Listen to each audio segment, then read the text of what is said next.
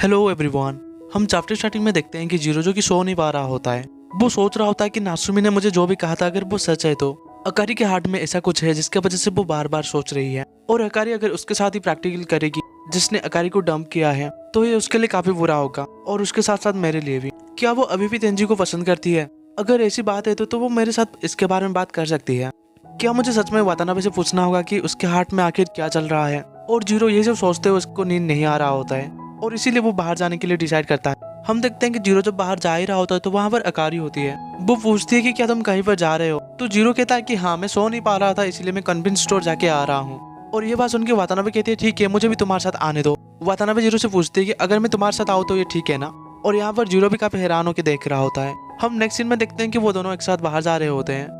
यहाँ पर वातानाबे जो कि जीरो को अपनी कहानी बता रही होती है। जीरो जो कि यहाँ पर सोच रहा होता है कि मैं कभी कभार उसके साथ मिलकर बाहर चल के जाता हूँ। जीरो यहाँ पर सोच रहा होता है अगर वो अभी भी मेरे साथ ऐसे बाहर आ रही है तो हो सकता है कि वो अभी मेरे साथ ओपन है। अगर मैं वातानाबे से पूछूं कि उसके दिल में क्या चल रहा है तो वो क्या बताएगी। वो यहाँ पर वातानाबे के साथ चलते हुए सोच रहा होता है कि वातानाबे अभी काफी एक्साइटेड है और वो अभी मेरे एज की है।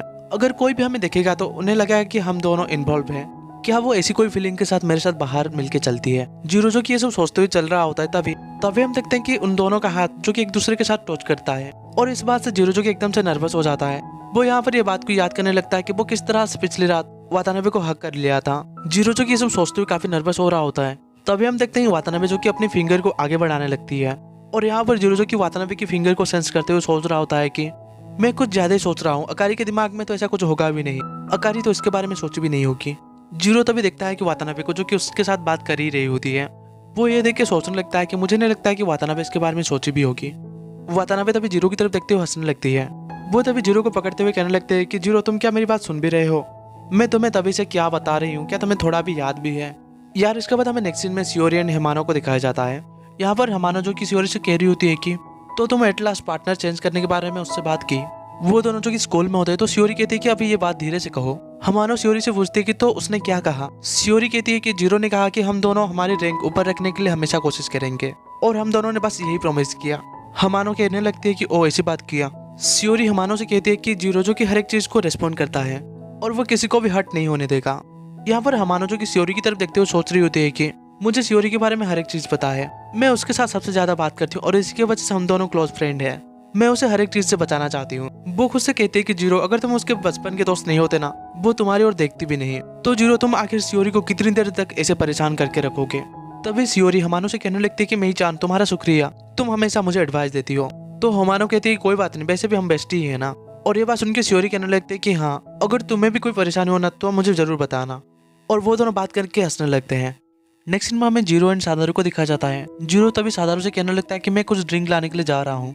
और यहाँ पर वातानाबे, नात्सुमी एंड साची होते हैं। नात्सुमी एंड साची जो कि वातानाबे से कहने लगते हैं कि हमें भी प्यास लगी है। वो तभी वातानाबे से कहने लगते हैं कि तुम अभी वेंडिंग मशीन के पास जाओ और हमारे लिए कुछ लेके आओ। यहाँ हम देखते हैं कि जीरो जो कि वेंडिंग मशीन के पास होता है, जो कि वहाँ पर कुछ जूस खरीद रहा होता है। तभी हम देखते हैं वहाँ पर हिमानो आ जाती है।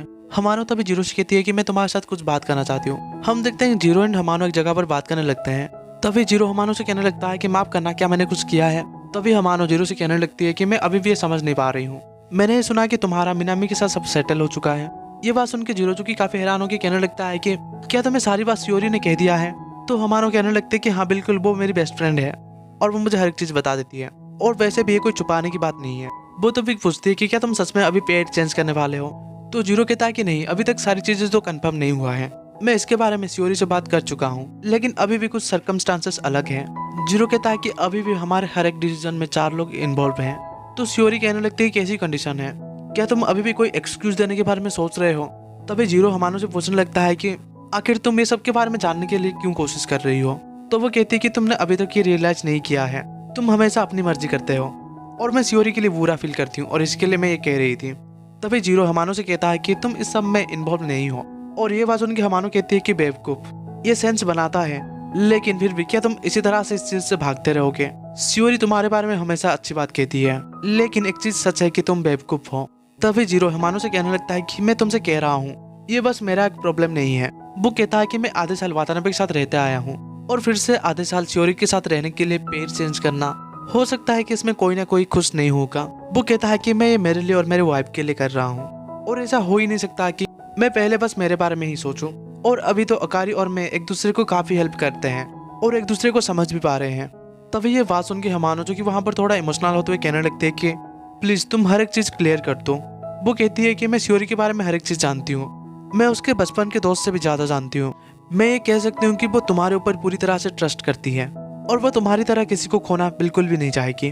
वो कहती है कि ये सच है कि शियोरी तुम्हारे ऊपर भरोसा करती है और वो तुम्हारे बारे में कैसा सोचती है मैं उसके बारे में जानती हूँ। वो तभी जीरो से कहने लगती है कि अगर तुम जानते हो कि शियोरी तुम्हारे बारे में कैसा सोचती है और अगर तुम ये देख पा रहे हो तो मैं बस यही चाहूंगी कि तुम शियोरी के साथ हर एक चीज क्लियर कर दो। यार हम देखते हैं कि हमानो जो कि जीरो को ये सब बात बता ही रही होती है, तभी वहाँ पर अकारी भी प्रेजेंट होती है जो कि ये सारी बातें सुन लेती है। हमानो जीरो को ये सब बात बताने के बाद वो वहाँ से चली जाती है। अकारी जब हमानो की ये सारी बातें सुनती है तो वो भी यहाँ पर काफी इमोशनल हो जाती है और जीरो जो कि यहाँ पर काफी हैरान होकर कुछ सोच रहा होता है। यार ऐसा लग रहा है कि वातानाबे को यहाँ पर पता चल गया होगा कि शियोरी आखिर जीरो के बारे में क्या सोचती है। क्या शियोरी जीरो से प्यार करती है? शायद इसके बारे में वातानाबे भी जान ली होगी। और यार यहाँ पर ये चैप्टर भी खत्म हो जाता है। यार मैं नेक्स्ट चैप्टर जल्दी डाल दूंगा।